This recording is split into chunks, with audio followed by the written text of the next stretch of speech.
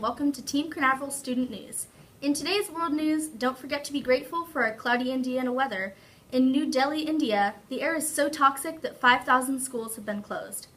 A combination of the festival of Diwali and the recent burning of empty fields for the next growing season has caused an air crisis in the Indian city of New Delhi. The pollution is currently equivalent to smoking 2 packs of cigarettes per day. Almost 10% of the city's workforce is out sick. Most schools are closed, and even air purifiers aren't working well enough to combat the toxic air. On the rating scale for air quality, a score of 500 is hazardous and where the scale stops. New Delhi's rating is 999, a score that's quite literally off the charts. So what can the city do about this? They're considering a ban on cars and personal automobiles for a time until the pollution dies down.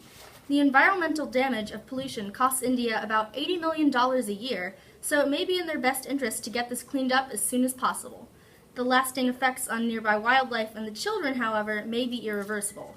Our weather may be cloudy, but this Thanksgiving, remember not to take even the air we breathe for granted. Now to... On the morning of Tuesday, November 15, 2016, architect of the Capitol, Stephen T. Ayers, announced the completion of the first restoration of the Capitol Dome in more than a century. The Capitol Dome was originally designed by Thomas U. Walter, the fourth architect of the Capitol, and constructed between 1855 and 1866. With more than 1,300 cracks and deficiencies in the structure, the restoration team had their work cut out for them.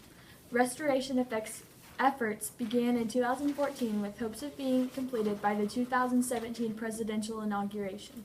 The overall structure had been built with cast iron, which is worn down from rain and snow over time. Water also gets to the holes in the Statue of Freedom and leaks into the ironwork of the structure, which has led to the breaking down over time. After removing hazardous materials and upgrading electrical and mechanical systems, their team was finally able to repaint the rotunda and the dome. Their work preserved the historical craftsmanship that went into building the dome originally. In his announcement, Stephen T. Ayers said that it is important that we take a moment to celebrate and share the fine work done here. Thank you for your support and patience as we restored this beautiful building for all to appreciate and enjoy. So next time you take a trip to D.C. and see the Capitol Dome or see it in a picture, take a minute to think of all the years of hard work put into restoring this beautiful building. Are they stars? Then where are all the other stars? Are they fireworks? No, too detailed. On Wednesday night, Disney hosted its first drone show. 300 Intel quadcopters took flight for the first time the evening of Wednesday, November 16th at Disney Springs in Florida. They will continue their colorful display called Star Bright Holidays every evening. Intel and Disney joined together to create the display with 300 of Intel's Shooting Star quadcopters. The drones are specially programmed to form shapes with their LED lights. Some of the shapes include an eagle, Christmas tree, and Santa's head. Quadcopters and other drones have really taken a big boom in the last 2 years, and now they're putting on a synchronized air show. Have you ever heard of a 40-pound cabbage? If not, here's a crazy story how a 40-pound cabbage turned out to save millions of lives. This all started when Katie Sagno was only 9 years old and her teacher gave her some seeds to plant cabbages for a school assignment. After weeks of seeing if the cabbage would grow, it got to 40 pounds. As she was looking at this huge cabbage, she was thinking how her whole family couldn't eat this all. So she donated it to different soup kitchens and homeless people, which fed 275 different people.